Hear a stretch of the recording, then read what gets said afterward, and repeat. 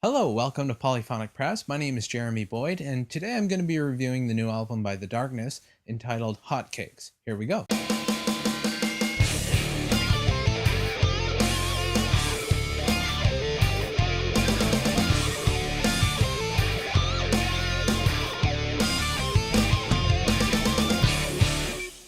So The Darkness are a British rock and roll band. They've been around for a couple years. Their first album was released in 2003 called Permission to Land.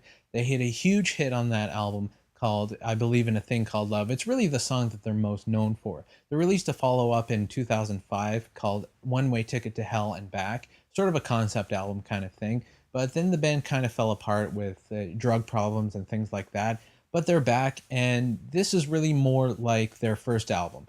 A lot of fun songs on it, and it really captures the band's essence. This album starts off with a song called Every Inch of You, and it's sort of a mid-tempo rock song. It's really reminiscent of things like T-Rex, that early 70s glam rock. This really is a throwback to that era. This band and this album really aren't trying to reinvent the wheel or anything like that. It's just sort of a fun time that they're trying to have. One thing I really liked about this song is how unpretentious it is. They're really not afraid to say, this is who we are, this is what we like, and just go for it. And I really respect them for that. They're not, hiding behind some artistic integrity or anything like that.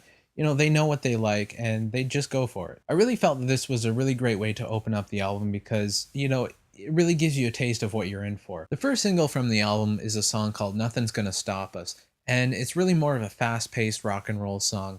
One thing that comes to mind when I hear it is Queen. It really does sound like Brian May is playing guitar, and the vocal harmonies on the chorus really do sound like something that Freddie Mercury would put together. It's obvious these guys are influenced by bands like Queen and T-Rex and all those great early glam rock bands. And, they're not afraid to wear their influences on their sleeve. The song Living Each Day Blind is really more of a ballad type of song. One thing that comes to mind to me is like back in the late 80s, there were all these hard rock bands coming out, bands like Warrant and Damn Yankees and things like that, where the first song would be more of like a rock song, and then they would follow up that single. Their second single would be more of a ballad. This kind of does sound like something like that, something like November Rain from Guns N' Roses, or, like Warrant's second single was a big ballad. This song really does sound like that. It really did become a cliche for a couple of years back in the early 90s and late 80s, but, some of the songs were really well done, and I think if it hadn't been for the over-the-top production of that era, those songs would maybe stand the test of time, but really they do sound dated.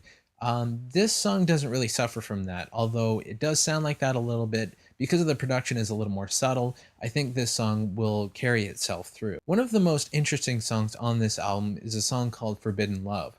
And the reason it sounds so interesting to me is because it sounds like the Darkness being themselves. It sounds like they didn't go in writing this song saying, okay, we're going to write a Queen type song or a Led Zeppelin song. They just wrote the song. And that's kind of refreshing, especially when you hear the other songs on the album.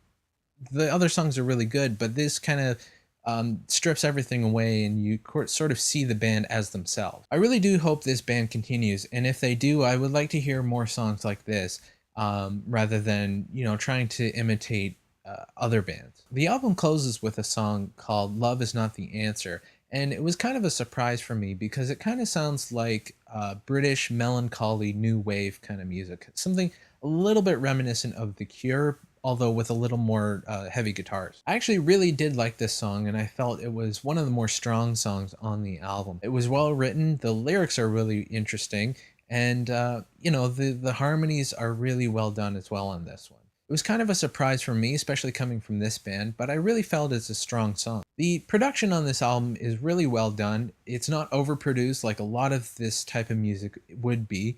You don't get the big production. It's not an arena rock album, but it's not really lo-fi either. It's just right, just in the middle. You don't get big sounds, but you don't get the feeling that they're just playing in the garage either. It's professional, but not over the top. The way that I see The Darkness is they're a band that's all about having fun. They don't really care about what anybody thinks, and they really don't make any apologies for the kind of music that they make. with all their ridiculousness or whatever, you know, you got to hand it to them. They are themselves, and you know, they're not following any trends or anything like that. They're just doing the kind of music that they love, and I really respect that. This is definitely a Saturday night album, something that's not going to broaden your horizons or make you think, but something you can put on at a party and everyone's going to have a good time with it. This album is a lot of fun, and so for that, I'm going to give it a 7 out of 10. So that's what I thought about this album. Let me know what you guys think in the comments or with a video response. And I guess that's about it. I'll see you guys next time. Take it easy.